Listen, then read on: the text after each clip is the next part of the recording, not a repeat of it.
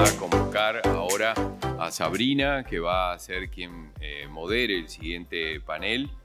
Y con ella va a estar el ingeniero Rubén Chaer, de ADME, Juan Lucagnoli, de BDME OT, el ingeniero Diego Mayuri, de UTE, y el contador Mauricio Minarrieta, de KPMG. Bueno, para contarles un poco cómo va a ser la dinámica del panel, primero voy a presentar a cada uno de los expositores a medida que vayan hablando. Ellos van a hacer su presentación, luego vamos a tener alguna pregunta que le vamos a hacer. Tenemos el teléfono disponible para que puedan ir mandando las preguntas que vayan haciendo y si después nos da el tiempo, tenemos una segunda ronda de preguntas. Así que bueno, primero les voy a presentar a Mauricio Minarrieta de KPMG, que lo invitamos a pasar para que pueda hacer su presentación y yo mientras tanto les voy contando. Mauricio es contador público, egresado de la Universidad Católica del Uruguay, posee un máster en Dirección Financiera por la Universidad Dort y un máster en Science and Finance de la Florida International University.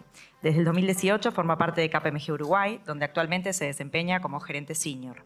Su experiencia se centra en modelización financiera, proyectos de infraestructura, financiamiento de proyectos, procesos de due diligence, valuaciones y servicios transaccionales para clientes de diversos sectores. Desde el 2019 también se desempeña como docente de la Universidad Dort, dictando cursos de finanzas corporativas, tanto en programas de grado como de posgrado. A continuación, vamos a tener la oportunidad de recibir de primera mano los resultados de un trabajo realizado por KPMG a escala global, donde se entrevistaron 1.300 CEOs y tomadores de decisión sobre el impacto de la IA en diferentes sectores de actividad. Y ustedes se preguntarán, bueno, ¿y por qué este informe aquí? La razón era para presentarlo. La razón de presentarlo es porque en este panel 163 de esas entrevistas fueron en el sector de energía y dio origen a un reporte específico que Mauricio lo va a pasar a presentar ahora. Perfecto. Excelente. Bueno, muchas gracias primero que nada a Auder por darnos la oportunidad de tener estos minutos de discusión con todos ustedes. Muchas gracias Sabrina por la presentación. Y bueno, sin mucho más preámbulo, quiero pasar a cuál es mi objetivo el día de hoy con todos ustedes, que justamente es presentarles algunos de los resultados de este estudio global que realizó KPMG Internacional, prepublicado en mayo del 2025, que incluyó 1.390 participantes dispersos en diferentes geografías, en Norteamérica, Asia, Europa, Australia y algunos otros, a lo largo de 8 sectores de actividad diferentes. Y debido a la magnitud de lo que terminó siendo el estudio, justamente, hubo la necesidad de separarlo en 8 diferentes informes, dentro de los cuales hay uno específico para el sector energético, que es el que vamos a ver el día de hoy. 163 de los participantes terminaron siendo tomadores de decisiones, líderes y reguladores del sector energético en particular. Y solo a modo aclaratorio, cualquier cifra que vamos a ver de aquí en adelante es específicamente del sector energético a nivel mundial. No hay nada que sea desde el punto de vista global. ¿Okay? Empecemos con una pequeña introducción, una pregunta, que es ¿por qué se está haciendo foco en inteligencia artificial en el sector energético? ¿Qué es lo que está respondiendo la gente cuando se le pregunta algo de este estilo? Y la investigación lo que nos dice es que la inteligencia artificial se está viendo como esta herramienta que va a permitir abordar de mejor manera lo que se conoce como el trilema energético. Ese trilema energético que tiene el sector es esa necesidad de optimizar 3 objetivos al mismo tiempo. Esos 3 objetivos son garantizar el suministro de la energía mientras se avanza con la descarbonización y se mantienen los costos bajo control. Históricamente, lo que había sucedido es que enfocarse en uno de estos objetivos implicaba desatender alguno de los otros. Si estamos con una fuente de energía barata, quizás no estaba dentro de los objetivos de sostenibilidad a largo plazo, mientras que una estrategia de descarbonización de forma muy agresiva podía hacer que los costos se disparen. La inteligencia artificial en este contexto se está viendo como esa herramienta que está permitiendo generar eficiencias a lo largo de los 3 objetivos al mismo tiempo. Ahora bien, se ha pasado de la teoría a la acción. ¿Qué es lo que nos están diciendo los líderes de estas empresas del sector energético alcanzadas por el estudio cuando se les pregunta el estado de la adopción de la inteligencia artificial en sus operaciones? Vamos con unos pequeños datos que nos da el estudio. El 80% de las empresas ha respondido que está incorporando inteligencia artificial en sus productos o servicios. Hay un 79% que ha reportado tener mejoras medibles en eficiencia. Hay un 60% que está teniendo resultados económicos visibles, que se ha podido calcular una rentabilidad sobre la inversión y esa rentabilidad ha sido superior al 10%. Por otro lado, hay un 56% de empresas que no se han quedado solamente en el primer paso. Más allá de estar incluyendo inteligencia artificial en sus operaciones, están haciendo esfuerzos e inversiones siguientes para poder hacer pruebas y ampliar e intensificar sus esfuerzos relacionados con IA. Un porcentaje un poco más pequeño, un 44%, está integrando la inteligencia artificial como parte de sus operaciones desde el punto de vista estratégico, no solamente pensando en proyectos específicos para soluciones de corto plazo, sino pensando en una estrategia más a largo plazo. Y hay un 92% de las organizaciones que dicen que la adopción de inteligencia artificial va a generar ventajas comparativas con respecto a las empresas que no lo logran hacer. Otro de los elementos que nos da la investigación es esta posibilidad de separar a los proyectos relacionados con inteligencia artificial en dos grandes grupos. En primer lugar, los proyectos centrados en valor. Centrados en valor, diría, a corto o mediano plazo, centrados en eficiencia, ahorro de costos. Uno de los ejemplos que suele surgir cuando hablamos de estos proyectos en la investigación es para el mantenimiento predictivo en parques eólicos, parques solares. Diego ahora en unos minutos nos va a dar una charla más al respecto de eso. Y por otro lado, los llamados Passion Projects, que básicamente son proyectos también centrados en valor, pero pensando en más objetivos a largo plazo, no inmediatos. Acá estamos hablando de proyectos centrados en seguridad y sostenibilidad. Sobre estos últimos, podemos decir que el 96% de las empresas están invirtiendo en proyectos centrados con inteligencia artificial, centrados en el futuro, sin la expectativa de retornos inmediatos. Es decir, que son la mayoría. Hay un 71% de las empresas que ve la sostenibilidad como un objetivo prioritario antes del desarrollo de inteligencia artificial solo para eficiencias operativas. Es decir, está todo bien con la inteligencia artificial, pero si no me sirve para seguir generando mejoras en mis objetivos de sostenibilidad, no es algo que yo vaya a priorizar. Y finalmente hay un 63% que reporta haber tenido cierta complicación para encontrar equilibrio entre el uso de inteligencia artificial y objetivo de sostenibilidad, por un asunto que vamos a ver un poquito más adelante cuando hablemos de algunos de los desafíos que han encontrado estas personas. Hablando de desafíos, una cosa en la que todos nos podemos poner de acuerdo es que incorporar una nueva tecnología en cualquier sector o organización no es simplemente apretar doble clic, instalar un nuevo software y que todo quede resuelto. Hay ciertos desafíos y cuando se les pregunta a estos líderes del sector energético cuáles fueron los desafíos que encontraron al incorporar inteligencia artificial dentro de sus operaciones, las respuestas pueden ser agrupadas en 4 grandes grupos. En primer lugar, tema de los datos. Hay más de un 50%, si se suman los porcentajes que vemos en pantalla, que se están reportando problemas con mala calidad de datos o formatos inconsistentes, lo cual nos deja con esa reflexión que está en pantalla, que es que la inteligencia artificial solo es tan poderosa como los datos que la alimentan. Cuando esa calidad de los datos es deficiente, incluso la inteligencia artificial puede convertirse en un riesgo operativo. Ahí está la vieja expresión de basura entra, basura sale. No existe un modelo que, por más bueno que sea, mejore la eficiencia de los datos con los cuales están presentados. El siguiente punto, y uno de los más importantes, hace referencia a la cultura organizacional y al tema humano. Hay una gran cantidad de encuestados que reportan tener algún cierto grado de resistencia al cambio por parte de la fuerza de trabajo, falta de comunicación o incluso falta de habilidades específicas para el uso de inteligencia artificial en la fuerza de trabajo. Aquí, una de las cosas que surge mucho en la investigación es que la inteligencia artificial o el objetivo de la adopción de la inteligencia artificial no es la sustitución del humano en las operaciones. Acá el objetivo es que cada una de las personas pueda hacer su trabajo de una manera mejor y más eficiente, es decir, elevar el potencial humano en lugar de sustituirlo, y fallar en la comunicación efectiva de esto en todos los niveles de la organización puede generar cierto freno al avance tecnológico con el cual todas estas herramientas están abriendo paso.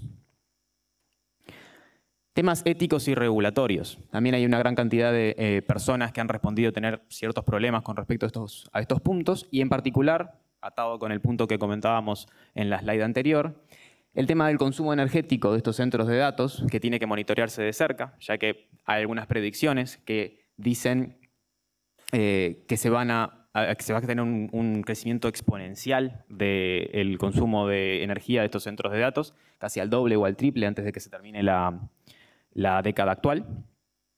Y se tiene que monitorear de cerca, y que la infraestructura y la regulación tiene que acompasarse a tratar de hacer esto de una manera sostenible y de la mejor manera posible.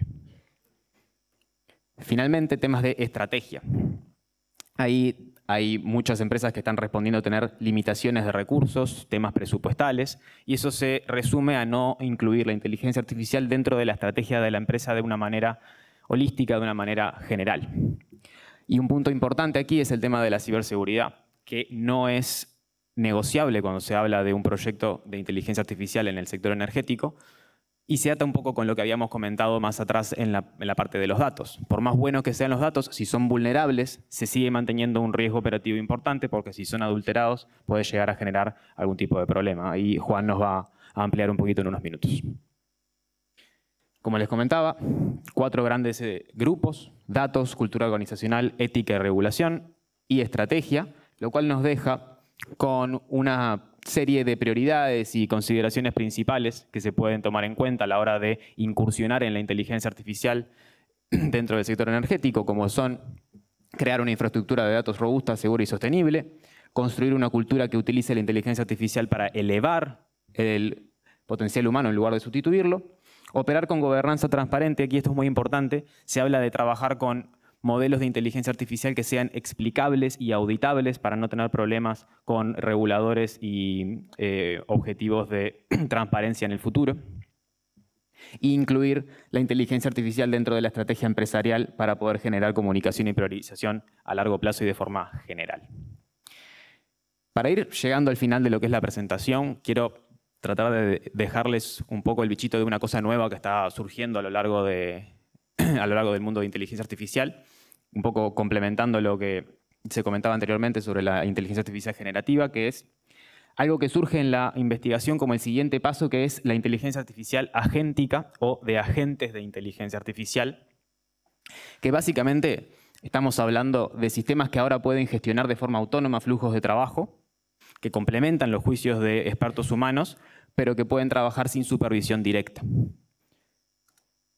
El mercado está señalando esa inteligencia artificial agéntica como el siguiente paso en la evolución de la inteligencia artificial en el sector energético, pasando de herramientas que son pasivas y que requieren la intervención humana constantemente a sistemas autónomos capaces de tomar decisiones por sí mismos.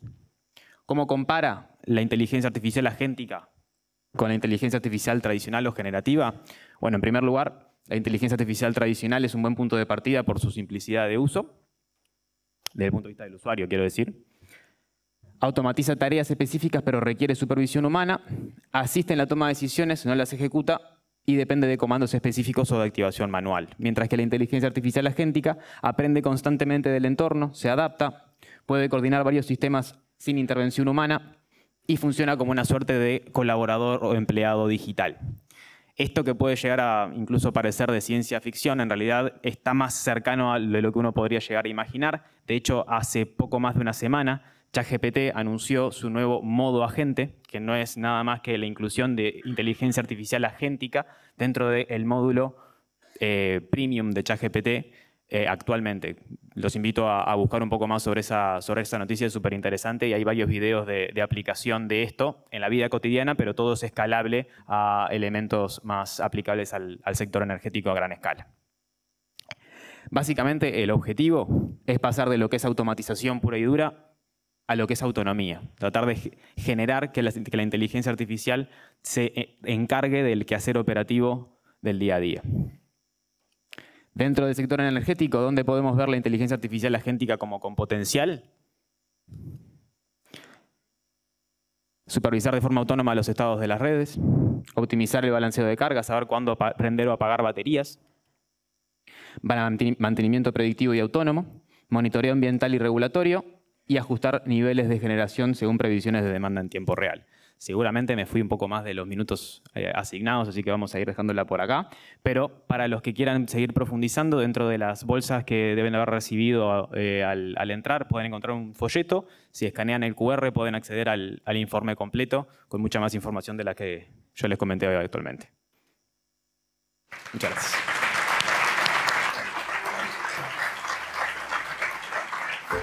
Bueno, muchas gracias, Mauricio. Me quedó una preguntita por hacerte, pero toma asiento y te la hago. Me parece que está bueno, retomando también Constanza su presentación, que mostró ejemplos concretos de aplicación de la IA en el sector energético, que nos puedas compartir algún ejemplo. A ver si funciona. Sí, perfecto. Bueno, genial. Mira, hay un ejemplo que está citado en el informe bien al principio, que es sobre una empresa que presentó en la COP29, por ejemplo, sobre un uso de la inteligencia artificial para temas regulatorios, que logró simplificar el flujo de trabajo de, creo algo así, de 29 días a 18 minutos, una cosa increíble, y generó millones de dólares en ahorros. Pensando en cosas que he leído en los últimos días, me encontré con una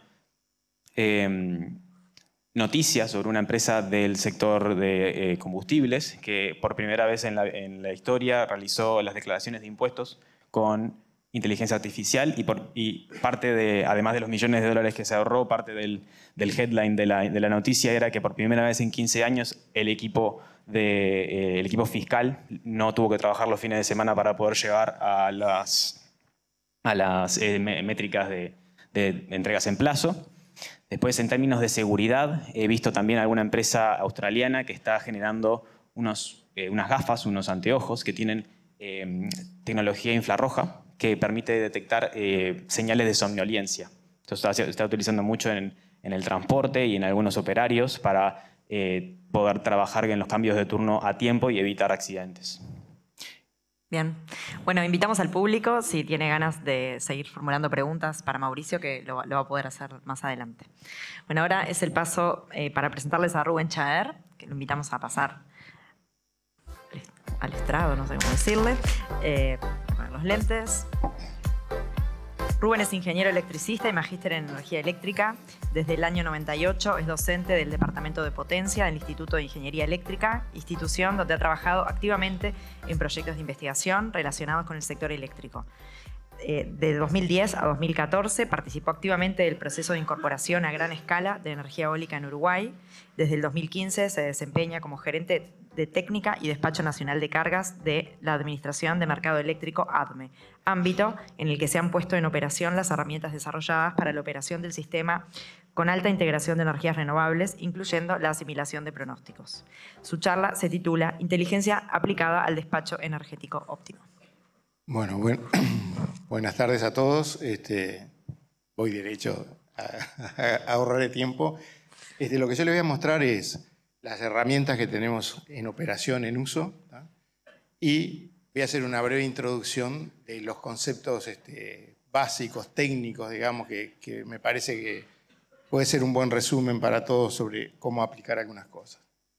No sé, esto... ¿Para dónde es que...? Bueno, el tema de operar el sistema de energía eléctrica.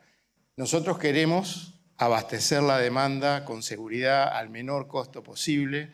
Y cuando digo el menor costo posible, es una operación de aquí al futuro. O sea, es el valor presente esperado de todo lo que me puede pasar de aquí en más. Esa es la operación que hacemos, ¿tá? Imagínense el sistema como ese carro y en realidad hay un agente que está parado ahí arriba y dice por dónde ir, ¿tá? Ese agente tiene que tener para decidir por dónde ir lo que llamamos una política de operación. Pueden mirarlo como el esquema de comportamiento del agente, que en definitiva lo que termina haciendo es decidiendo por dónde ir. Un agente puede tener una buena política y va entonces a tener un costo futuro de la operación bajo, y un agente puede tener una política randómica, espantosa, horrible, y rompe los ejes de la carreta, le pasa de todo un poco y va a tener un costo alto.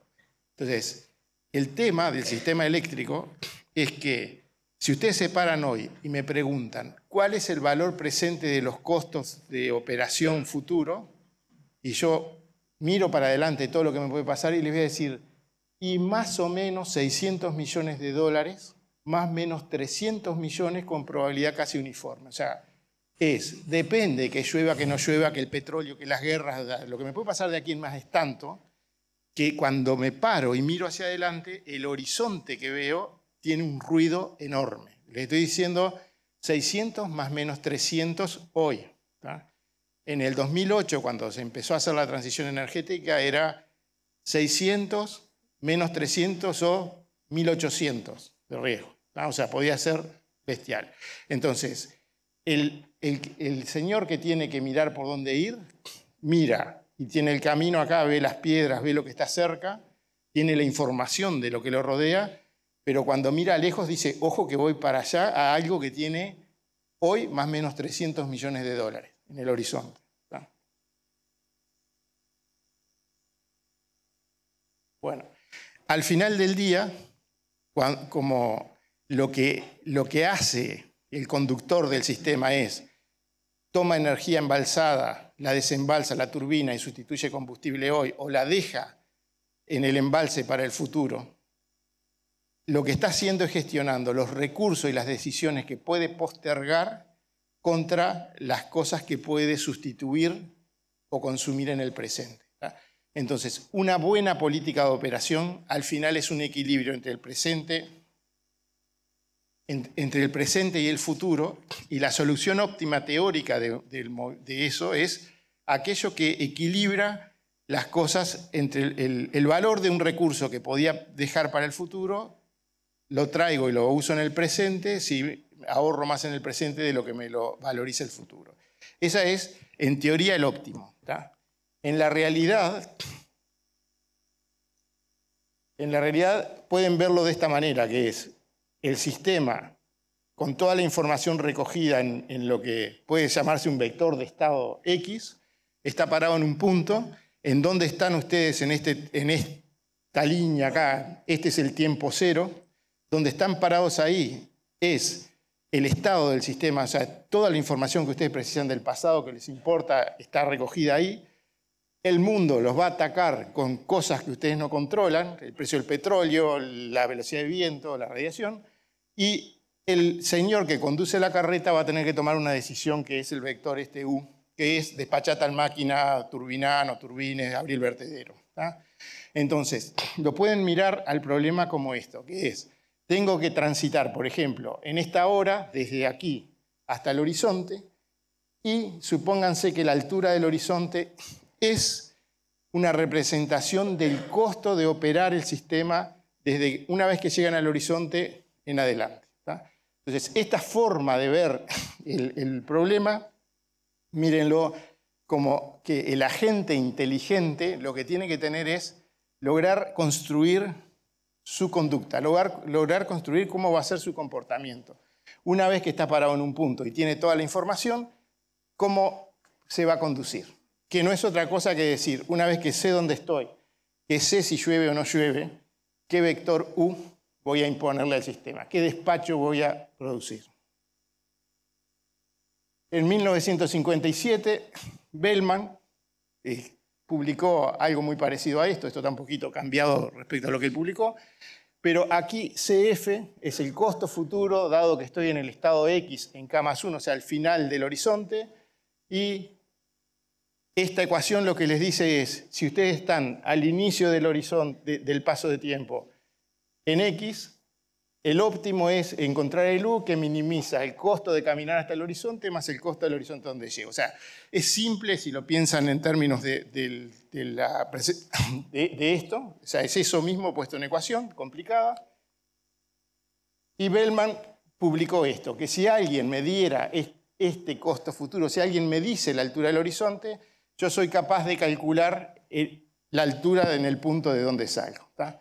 Esto, que crea el problema, bueno, pero para calcular aquello preciso entonces que alguien me haya antes dicho cuál era la política óptima de operación, crea un problema tipo el huevo y la gallina, y parte de ese problema es la solución de cómo aprender. Pero en definitiva, esto, si alguien me dice, me dibuja el horizonte, de alguna manera me está induciendo cuál es la política que tiene que tener el agente, que es si alguien me dice cuánto me cuesta al lugar donde llego, bueno, minimizo el trayecto más el costo a donde llego. Es eso lo que está dicho ahí. Bellman en la misma publicación dijo, bueno, pero si resulta que el estado del sistema tiene muchas dimensiones, embalse 1, embalse 2, storage, un montón de cosas que me pueden pasar, me explota dimensionalmente el problema y es insoluble con las herramientas computacionales que tenemos. Entonces Bellman creó la solución cerrada y también dijo, ojo que esto tiene lo que llamó la maldición de la dimensionalidad, que todos conocemos como la maldición de Bellman. Esto es lo que hace que en definitiva tengamos que ayudarnos con el tema de, bueno, que el robot tenga inteligencia que pueda administrar esto. Hace 2 años más o menos que estamos, o sea, nosotros tenemos unos robots que con la recursión de Bellman están permanentemente mirando los siguientes 90 días con detalle diario y las siguientes 240 horas con detalle horario, y eso es lo que se publica en la web de ADME y eso es lo que se usa para despachar el sistema. Hace 2 años más o menos empezamos a introducir un agente que aprende, como tiene la posibilidad de simular hacia adelante y ver cuánto le costó la política que tuvo, va aprendiendo la política de operación y va mejorando. O sea, es una cosa que mira todos los escenarios, 1000 escenarios posibles de lo que le puede pasar y va dibujando el horizonte, que yo se los dibujé prolijito al horizonte, pero acuérdense que cada punto tiene más o menos 300, sin saber dónde. Entonces, cuando el agente va caminando, dice, sí, para allá o para allá, pero tengo un ruidaje terrible, no sé por dónde ir. Bueno, eso lo va aprendiendo, en definitiva, por ensayo y error. Esto es el bucle de aprendizaje, o sea, tiene un supuesto horizonte, pone cualquiera, inicia con un 0, inició un día con un 0, simula explorando qué es lo que le puede pasar, con esas simulaciones recoge de las trayectorias los costos, hace aquí el proceso realmente de aprendizaje, decir, bueno, cuando me fui por tal lado me fue mejor, me fue peor, y va mejorando esto, y ese bucle lo está aplicando permanentemente. Si ustedes buscan un poco de esto, van a encontrar que gente muy importante ha fracasado en implementar esto para el sistema eléctrico, justamente por el ruido ese que les digo, de tanta aleatoriedad en el futuro que decidir el presente es complejo. O sea, la suma de qué hago la siguiente hora más o menos 300 millones les deja chiquitita la decisión del presente. Bueno, eso han fracasado. En las técnicas, o sea, el nuestro viene andando muy bien, ¿tá? Y básicamente ahí están las llaves del éxito de la implementación, que tiene un sistema de control de varianzas, tiene técnicas de exploración especiales. O sea, cuando ve que las trayectorias se le empiezan cuando va explorando y ve que las trayectorias se le juntan, está perdiendo capacidad de exploración, entonces las explota. O sea, es como que donde está caminando dice, bueno, salten y pongo 100 exploradores, pero que se movieron un poquito. O sea, tiene un montón de técnicas que están muy buenas. Una de las cuestiones principales es lo que se llaman las regularizaciones, que es cómo reduzco la complejidad de lo representado. Y para mí ahí está el punto más importante de la inteligencia artificial, que es, no me sirve de nada un agente que venga y me diga, con una casuística terrible, con la misma explosión de Bellman, venga y me diga qué hacer. Porque yo después tengo que operar un sistema que tiene que tener una simplicidad. Yo tengo que poder decir para el día de mañana, en las siguientes 24 horas, cuál es el despacho esperado, si hay que prender una máquina o no, y no pueden en 5 minutos antes venir y cambiar la decisión. ¿Tá? Entonces, el tema de que se tiene que concretar en una política operable, en un sistema real, implica lograr reducir la complejidad y dirigir la capacidad de aprendizaje y representación hacia los aspectos que importan nada más. ¿Tá? O sea, la inteligencia artificial, para mí, yo lo llamaría esto como meta-inteligencia artificial, o sea, es como una capa arriba de las aplicaciones comunes, que es resumir muy bien. ¿Tá? Hace que lo que me des enfoque la capacidad de cómputo que te di y la capacidad de representación de ese horizonte que te di en los aspectos que son fundamentales. Y como esto explora y ve los errores que comete y realimenta, dirige la capacidad a donde le rinde más. Entonces me parece que ese es un aspecto importante. Y para el otro lado. Bueno, otro aspecto de suceso es que como esto está corriendo permanentemente, hay los dos robots que les dije sin inteligencia artificial y ahora dos en paralelo con la inteligencia artificial. Y los dos que están en paralelo con inteligencia artificial, uno mira los 90 días 2 veces por día y el otro mira 240 horas todas las horas. Y eso tiene la ventaja de que como el sistema no cambia drásticamente en cada hora, lo que hace cada uno es asimilar el estado del sistema, asimilar los pronósticos de generación eólica, demanda, todo lo que viene, y lo que aprendió lo desplaza una hora, o sea, desplaza una hora lo que aprendió y sigue aprendiendo. O sea, no es que empieza de cero desde el principio. Bueno, solo para muestras, copié una pantalla cualquiera del Bates de corto plazo sin inteligencia artificial y con inteligencia artificial, el despacho por fuente de un día cualquiera, ahí debe haber 7 días, o sea, 168 horas, solo para que vean que, miren, viene dando lo mismo, o sea, los dos robots vienen dando lo mismo, sustancialmente el despacho es el mismo. Y bueno, y ahí terminé. Gracias.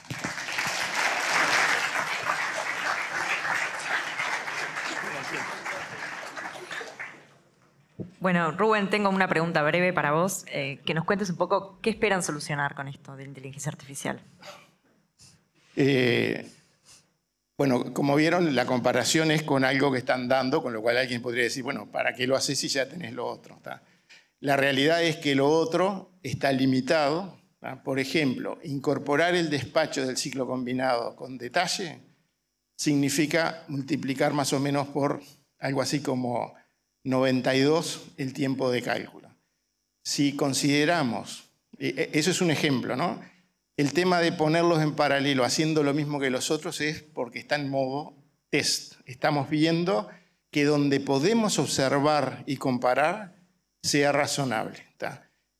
Después va a empezar a incorporar cosas que hoy no podemos manejar. ¿Tá? Pero lo que es fundamental, lo que le decía, sí, está bien, incorpora todo eso, pero traducime a algo que yo pueda operar y que sea sencillo. Y otro ejemplo de aplicación en que usamos ya esto es, modelamos Argentina, Brasil, Uruguay y Paraguay todos juntos, 73 embalses, por el método clásico era algo así, no había disco, imposible almacenar el horizonte, las funciones del horizonte discretizada en las computadoras, o sea, era algo así como, no sé cuántos.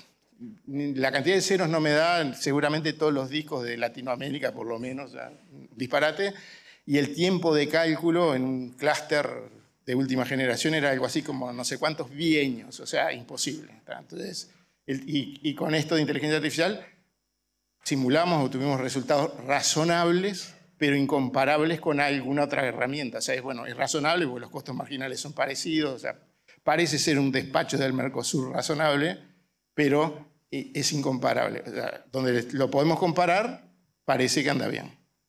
Muy bien, muchísimas gracias. Ahora vamos a darle paso al ingeniero Diego Mayuri, está complicada la I ahí, más complicado que mi apellido, de UTE. Diego es ingeniero industrial, mecánico, egresado de la UDELAR y magíster en Ingeniería Mecánica, egresado de la Universidad Federal de Rio Grande do Sul, Brasil. Cuenta con más de 10 años de experiencia en el campo de las energías renovables no convencionales, desempeñándose en diversos cargos, actualmente gerente de generación eólica. Además, se ha desempeñado como docente universitario durante 15 años en el área de diseño mecánico en la UDELAR. Su charla se titula Detección automática de daños en palas de aerogeneradores mediante inteligencia artificial. Bien.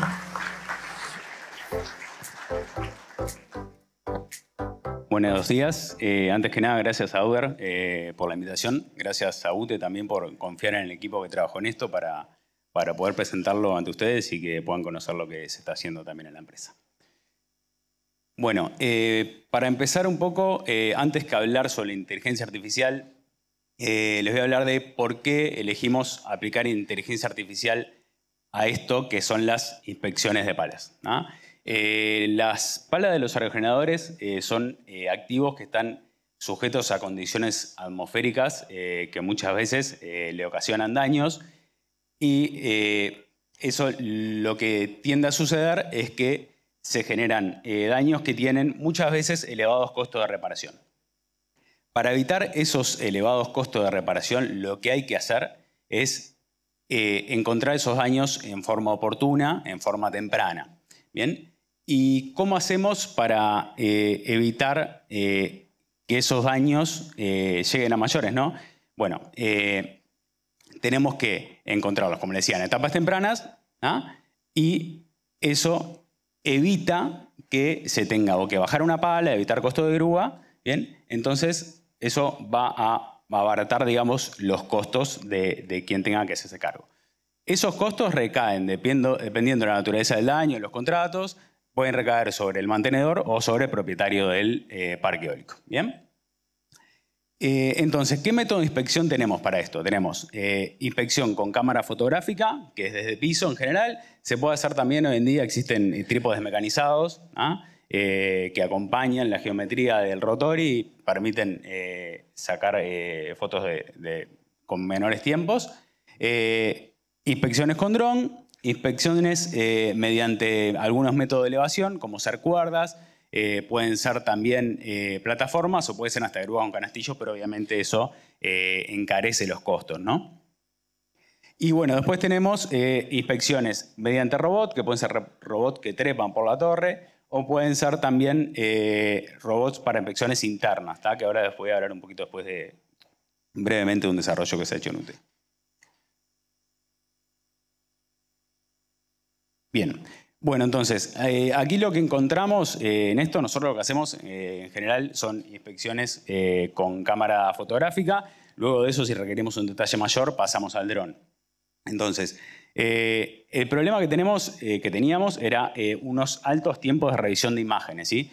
Nosotros hacemos las inspecciones una vez al año, tenemos 100 imágenes por pala, o sea, 25 por lado de pala, 3 palas por aerogenerador y 202 aerogeneradores. Esos son 60.000 imágenes que hay que revisar, que hay que clasificar, ordenar e informar anualmente. Eso es un montón. Eso requería más o menos una semana de trabajo, ¿no? Luego de hacer la inspección en sí. Bien, entonces, ¿cuál fue la necesidad que surgió? Disponer de una herramienta que acelere ese proceso, pero sin bajar la calidad de trabajo. Eso fue lo que nos propusimos. ¿Cuál fue la solución que queríamos lograr? Bueno, desarrollar una herramienta que ordene, reconozca, clasifique y categorice automáticamente todos los daños, ¿no? Es decir, nos diga, acá hay un daño que es por ejemplo, un impacto de rayo, que es una categoría 3, por ejemplo. Nosotros clasificamos de 1 a 5 según su gravedad. Después también que gestione la base de datos de daños, esa base de datos de registro, y que además permita etiquetar manualmente en daños de forma ágil. Es decir, si la inteligencia artificial no encontraba algo, lo encontraba de forma errónea, o lo clasificaba de forma errónea o encontraba algo que no era, poder modificar eso de forma ágil. Bueno, ¿y cómo lo logramos? Bueno, como todos sabemos, y se ha hablado acá, atrás de la inteligencia artificial también hay un trabajo humano de generar eso, ¿no? Y bueno, fue principalmente con un trabajo en equipo multidisciplinario, ¿sí? Con una parte bien técnica, orientada a equipos de trabajo de generación eólica, que se dedican a analizar esos daños manualmente siempre, y después con un equipo también de la parte de sistemas, ¿no? Después también añadimos en el camino al equipo de Facultad de Ingeniería mediante un proyecto de investigación que estaban realizando, justo cuadró con esto y pudimos enganchar a hacer un buen proyecto juntos. Lo logramos también con muy bajos costos, esencialmente de costo de personal, no tenemos prácticamente costo de licencia de software acá ni nada, y con mucho trabajo y dedicación de las personas, ¿no? Que ese es obviamente el mayor valor que tenemos en UTE, que es las personas que trabajan en la empresa. Bueno, ¿en qué logramos? Una mejora de la eficiencia de los procesos. Ese trabajo que llevaba una semana a hacer pasó a durar un día, ¿no? Bajamos a un 20% ese tiempo. Conseguimos una herramienta conocida y adaptable, ¿no? No es una caja negra, digamos. es algo que hoy lo necesitamos de esta manera y mañana lo podemos modificar y tenerlo de otra manera si lo requerimos. Eso para nosotros es algo sumamente importante y que es un gran valor agregado. El no tener algo que hoy nos sirve, mañana no sirve, o que nos adaptamos a lo que tenemos. O sea, por eso también es una herramienta que es ajustada al flujo de trabajo. Es decir, nosotros dijimos, nosotros trabajamos de esta manera y para eso necesitamos esta herramienta. No compramos una herramienta y después nos adaptamos a trabajar con ella. ¿Bien? Y bueno, también como aprendizaje, conciencia de que cada día nos superamos y que estamos a la vanguardia de lo que es el sector. Bueno, yendo un poco a la parte técnica para hacer un repaso un poco corto porque no da mucho el tiempo. Las primeras experiencias comenzaron, esto fue ya más del equipo de generación eólica. Está bueno mencionar que quienes trabajaron en eso fueron Juan Piroto, Jerónimo Núñez y Michael Roth, del equipo nuestro de generación eólica. Luego se sumó la gente de sistemas y la gente de Facultad de Ingeniería en el equipo dirigido por Rafael Canetti y Facundo Benavides. Y bueno, primero se empezó de generación eólica etiquetando unas 500 imágenes en la plataforma RoboFlow, que lo que permite ese etiquetado. Luego ahí se distinguieron 4 categorías de daños principales. Luego se realizó una investigación respecto a las arquitecturas utilizadas en la detección automática, resolviendo el uso de YOLO V8. Y se hizo un entrenamiento haciendo uso de Google Colab, que para ese volumen de imágenes que estamos hablando funciona bien. Entonces se hizo una primera evaluación y se obtuvieron unos buenos resultados para lo que era el tamaño del dataset, que eran unas 500 imágenes, que era algo no muy grande. Luego, aquí se incorpora la Facultad de Ingeniería en el marco del Fondo María Viñas. Había un proyecto que era para detección automática, para reconocimiento automático de imágenes, ¿sí? en daños de palas. Y además también para vuelos automatizados de drones conjuntos, ¿sí? Y bueno, se nos acercaron a la Facultad de Ingeniería sabiendo que estábamos haciendo esto y cuadró y por medio de grupos de tesis y de estudiantes se incorporaron a hacer algo colaborativo con nosotros. Entonces ahí comenzó un intercambio de conocimiento técnico, lo conocíamos nosotros, más la Facultad de Ingeniería. Y ahí se hizo ya un etiquetado de unas 5.000 imágenes, de nuevo en la plataforma RoboFlow, y se mantuvo el uso de la arquitectura YOLO V8, pero se pasó a un tipo segmentado, ¿no? Que permite acompañar más la geometría de los daños para tener mayor precisión. Y se hizo un entrenamiento ya haciendo uso del clúster UI, ¿no? Y bueno, luego de estos es que se incorpora ya la parte de sistemas de UTE para hacer lo que es hasta acá estamos con todo lo que es el backend de esta programación y la parte de sistema de UTE se incorporó para hacer la parte del frontend. Digamos, el backend lo que no se ve de la programación y el frontend lo visual, digamos. Esto es un poco un resumen de algunas detecciones que se ven. Ahí se ven unos casos de erosiones, ¿sí? Y bueno, ¿cuál fue el resultado final? ¿Qué obtuvimos? Bueno, primero una herramienta que genera un ordenamiento automático de imágenes. Esto se usa con otras herramientas más de integrativas, ¿no? O sea, la persona va, saca las fotos y después de que saca las fotos hay algo que las ordena y dice este es el ordenador 1 para la A, B, C, ¿tá? lado de presión, lado de succión, lado de ataque, lado de fuga. Bien. Entonces ya ahí queda todo ordenado. Después está la parte de lo que es la detección automática de daños, su etiquetado, su almacenamiento en la base de datos. ¿Bien? Y después viene una clasificación y categorización. Es decir, me va a clasificar en diferentes tipos de daños, que eran los que veíamos acá, ¿no? Esos que están ahí. Y, por ejemplo, erosión, fisuras, daños, impacto de rayos, ¿no? Son los más usuales. Entonces,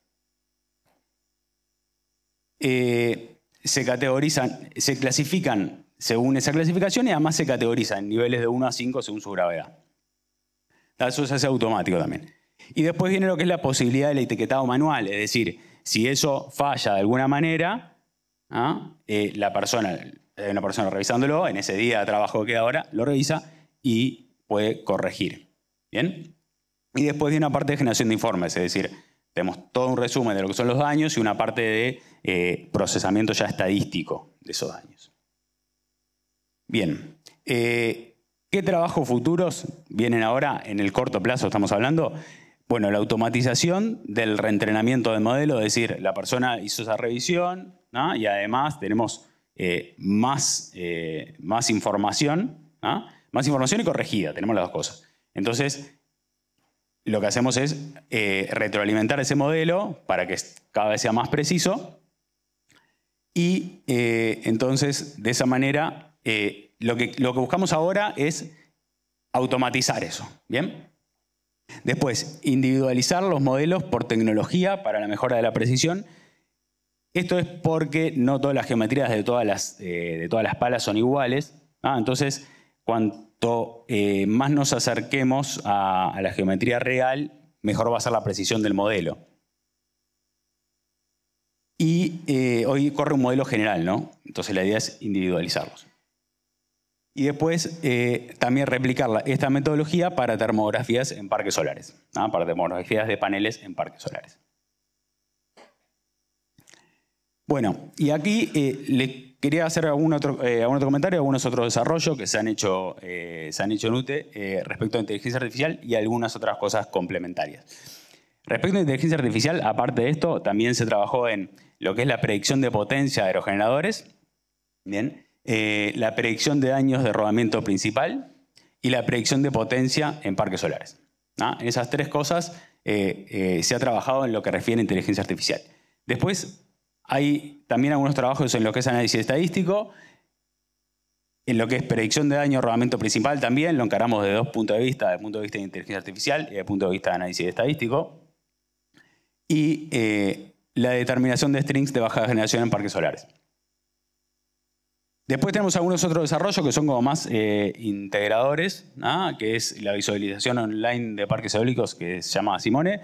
Eso es algo que se trabajó hace mucho tiempo y se sigue trabajando y mejorando, que es una herramienta que permite visualizar en tiempo real las potencias, velocidad de viento, todo el funcionamiento de un parque eólico y también calcular todas las disponibilidades requeridas y además disponibilidades contractuales de acuerdo a cada contrato. Además también se sirve para tener los reportes que se envían a ADME periódicamente para cálculo de restricciones operativas y también se pueden hacer cruces de información de disponibilidad con producción para que no, digamos, se escape nada, ¿no? Y bueno, después también se trabajó en lo que es el robot, un robot para inspección interna de palas, Yamutebot, se hizo también en conjunto con un proyecto con Facultad de Ingeniería. Hoy en día se está intentando mejorar para poder acceder a algunos lugares por un tema de tamaño que era un poco complicado, pero funcionó, digamos, exitosamente el primer prototipo. Y después el procesamiento, visualización y análisis de datos de vibraciones para predicción de falla del tren de potencia. Es decir, lo que hacemos es tomamos datos de vibraciones de diferentes sistemas con diferentes tecnologías y los integramos y los procesamos todo de la misma manera, ¿no?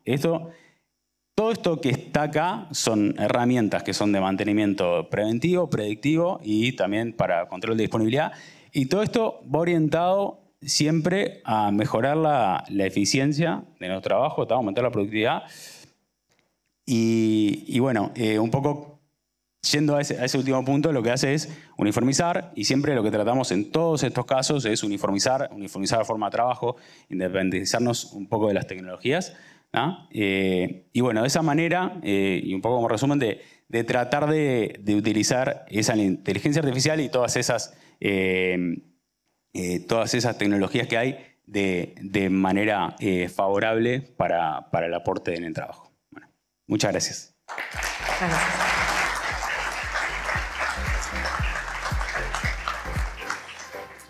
Bueno, la pregunta que te quiero hacer, un poco también tomando lo que Constanza decía de pasar de la fase de piloto a la fase de escalamiento, ¿qué tan sencillo es poder aplicar esta herramienta a nuevos parques? Bien, bueno, es tanto esta herramienta como todas las otras que presenté, están hechas de forma que se centralizan, como decía, en una base de datos, ¿tá? Que tiene UTE única.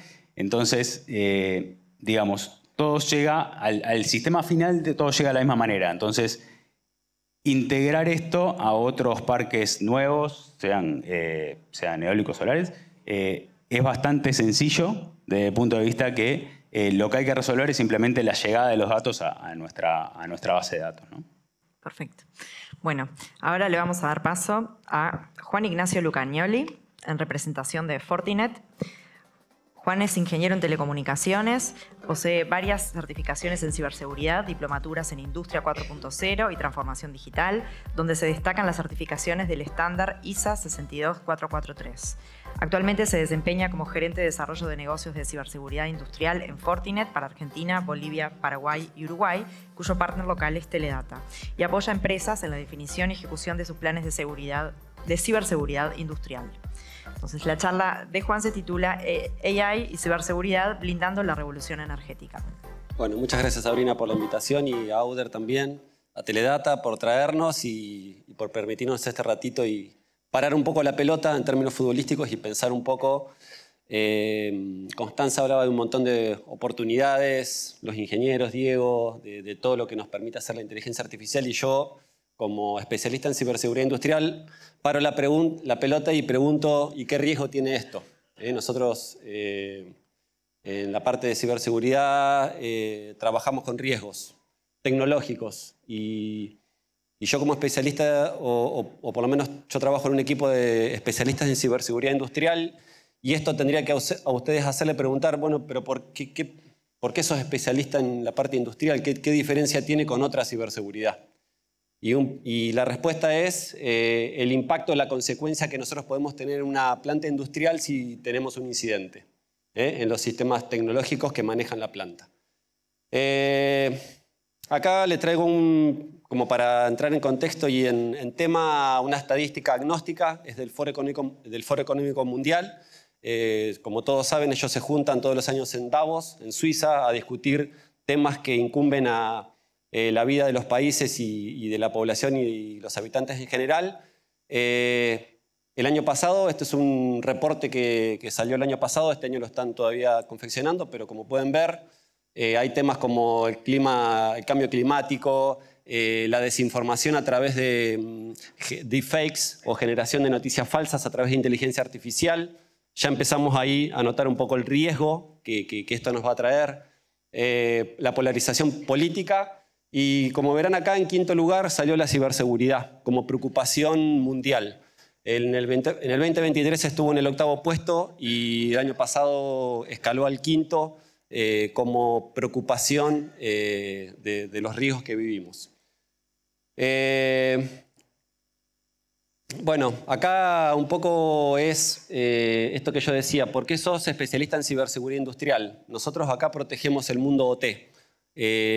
Comentaba Constanza ahí recién el tema de sistemas SCADA, de sistemas IoT, y ahora el tema de la inteligencia artificial. Son todas tecnologías que vienen un poco de la mano de la industria 4.0 y que se implementan en entornos industriales y que por supuesto traen un montón de riesgos, porque estas tecnologías son vulnerables. Entonces acá una de las preguntas es con respecto a la inteligencia artificial.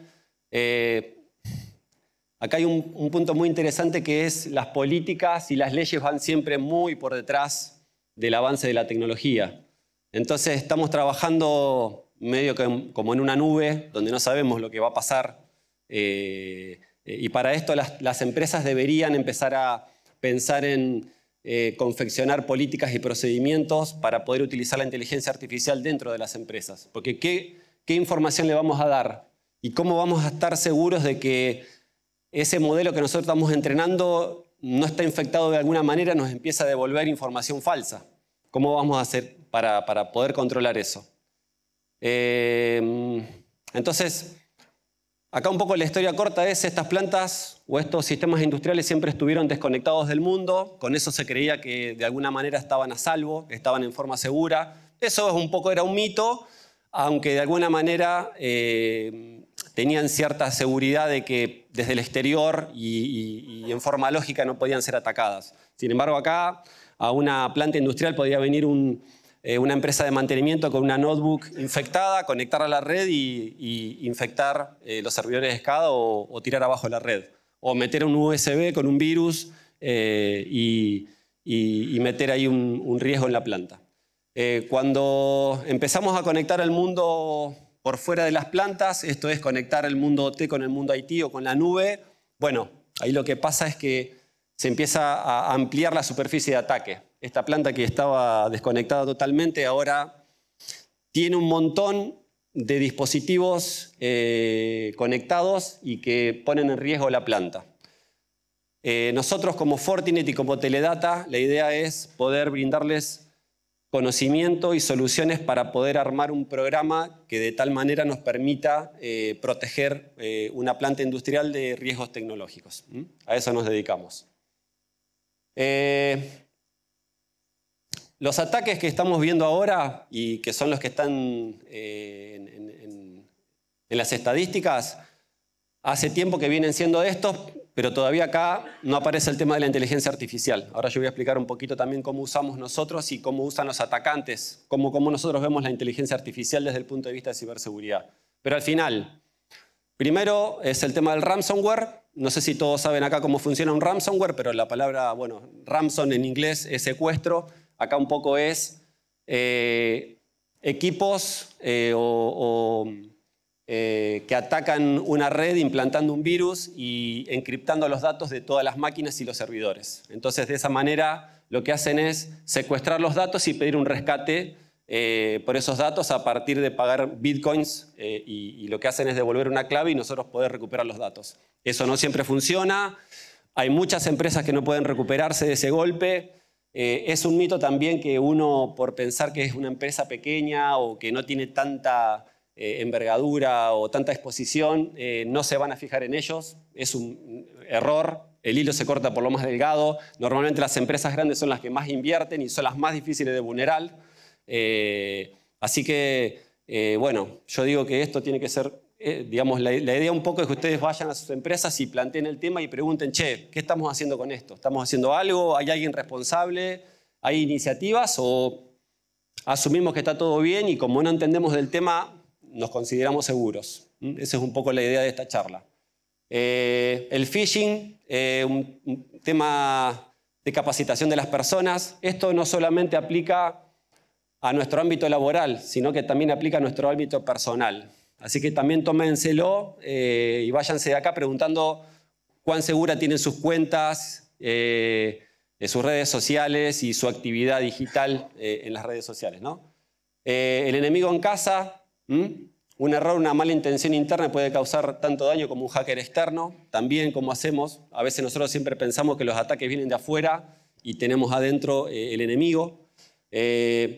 La geopolítica, que en el tema de la energía empieza a ser un tema muy álgido. Por supuesto, nosotros todavía no sufrimos este tipo de cosas, pero no estamos exentos. Esto lo están sufriendo mucho el tema de la guerra de Rusia y Ucrania, ataques a centrales eléctricas para dejar sin energía a una población, por ejemplo. Hay varios casos reportados que busquen y busquen las notas y lo van a ver, cómo fue el ataque. Bueno, y el caballo de Troya moderno, que es lanzar un ataque a través de un proveedor. Yo no te puedo vulnerar, sos una empresa que invierte en ciberseguridad, pero busco un proveedor de servicios o un proveedor de tecnología y entonces me infiltro como un caballo de Troya dentro de tu organización a través de otro. Entonces acá ya no solamente la vista empieza a ser, che, ¿cómo me defiendo, no? ¿Cómo me defiendo yo? ¿Cómo defiendo mi organización? Sino también qué hago con respecto a los proveedores que me proveen tecnología a mí. Bueno, acá sí ya nos metemos en la inteligencia artificial. IA, ¿no? Dice, su mejor aliado o su peor pesadilla. Esto lo vamos a vivir así. Vamos a utilizar la inteligencia artificial para todas las cosas que nos contaron los chicos acá. Y Constanza también, pero también los atacantes, que siempre van por delante nuestro, utilizan inteligencia artificial para desarrollar ataques muy sofisticados. Por ejemplo, agarrar el video de un director, cambiarle el mensaje y parece que fuera un video grabado y dar la orden de no sé, hacer una transferencia de dinero, suplantar una identidad, bueno, cosas realmente espeluznantes. digamos, yo no quiero acá transmitir miedo, sino que lo que quiero transmitir es un poco de conciencia y ver cómo podemos prevenir y pensar todas estas cosas, ¿tá? No voy a repasar todo esto, después le compartimos la presentación, véanlo tranquilo, nos contactan, nos van a ver afuera y charlamos con tranquilidad. Estas son las consecuencias. Yo decía, yo trabajo en un equipo de ciberseguridad industrial y bueno, Juan, ¿y cuál es? ¿Por qué haces hincapié en lo industrial?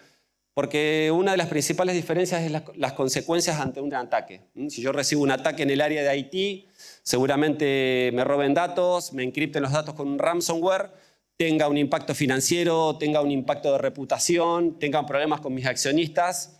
Bueno, más o menos va quedando por el orden económico el tema. Si yo tengo un impacto en una red industrial, puedo llegar a tener consecuencias de la seguridad física y la seguridad medioambiental. Nosotros, cuando hablamos de ciberseguridad industrial, estamos un poco atados y vamos con el mensaje del safety, de la seguridad de las personas y el medio ambiente. Y eso es lo que protegemos por sobre todas las cosas, por sobre los sistemas. Entonces, un ataque puede producir una parálisis operativa, puede interrumpir la producción de la planta, puede causar incendios, averías y poner vidas en riesgos si es atacada una planta eólica, una planta solar. Por supuesto, ya lo comenté, el tema financiero, la reputación y podemos generar un desastre medioambiental. Esa es, en esencia, la diferencia que nosotros, nuestra mirada cuando trabajamos en ciberseguridad industrial versus la ciberseguridad tradicional o IT. Bueno, y acá para terminar es, Juan, nos contaste los problemas, lo que viene, la inteligencia artificial y, bueno, cómo podemos ayudarlos nosotros a mejorar su postura y su mirada de este tema. En general trabajamos sobre un estándar, el 62443 que mencionó recién Sabri. Voy a aprovechar acá que entiendo que hay gente de gobierno, gente vinculada al gobierno.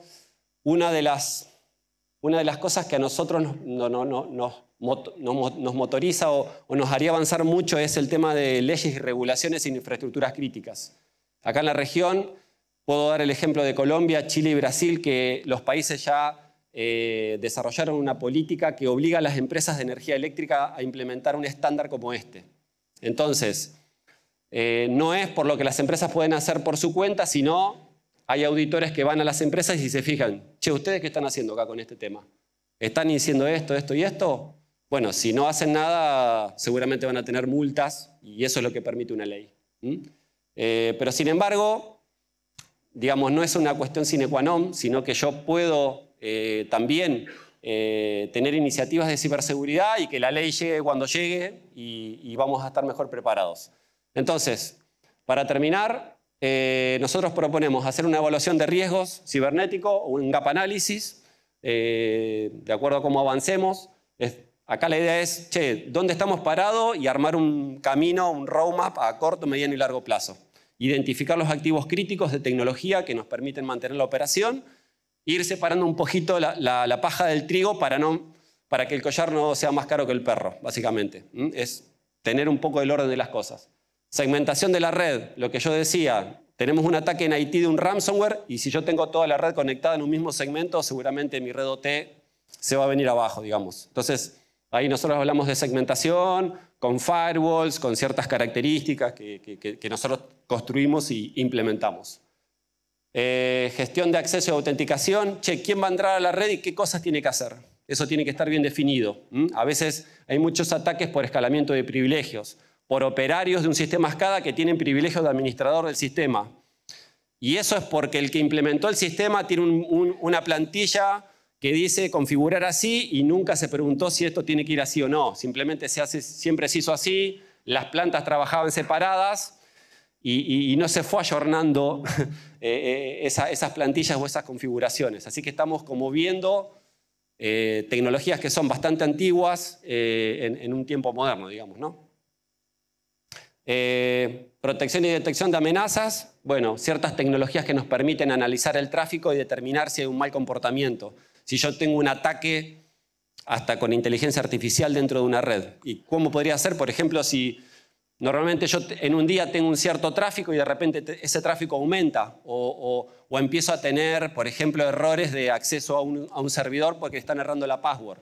Bueno, si alguien erra 3 veces la password para acceder a un sistema SCADA, yo quisiera saberlo como analista de ciberseguridad porque algo está pasando. O el hombre se olvidó de la clave o está intentando verificar la password, digamos, no hay muchos caminos. Entonces, monitoreo. Te tengo que monitorear toda la actividad.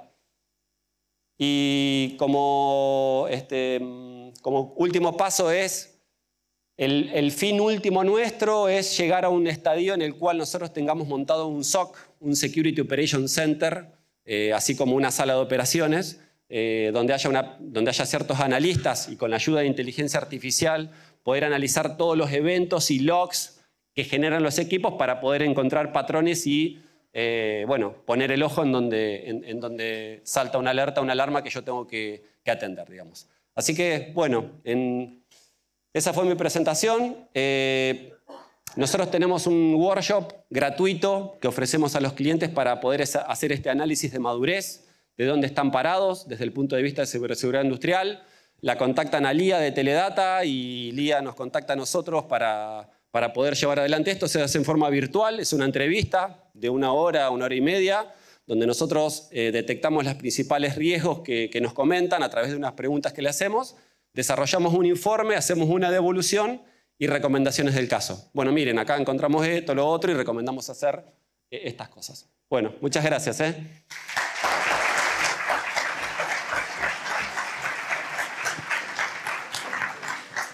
Bueno, y para ti, Juan, la pregunta, dada la creciente interconexión y digitalización de las plantas de generación de energía renovable, ¿cuáles consideras que son las principales amenazas cibernéticas a las que se enfrentan actualmente las infraestructuras de Uruguay y de la región?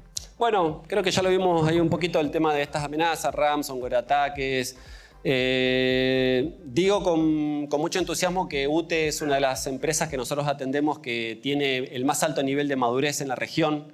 Así que, digamos, hay personas muy formadas ahí adentro, que tienen mucho conocimiento. Y bueno, respecto a tu pregunta, lo que digo es, los desafíos son el conocimiento. Acá no solamente es tecnología, acá necesitamos personas que puedan entender cuáles son los riesgos y cómo llevar adelante iniciativas de ciberseguridad, por ejemplo, a través de estas certificaciones o estos estándares que existen. Ese es un camino.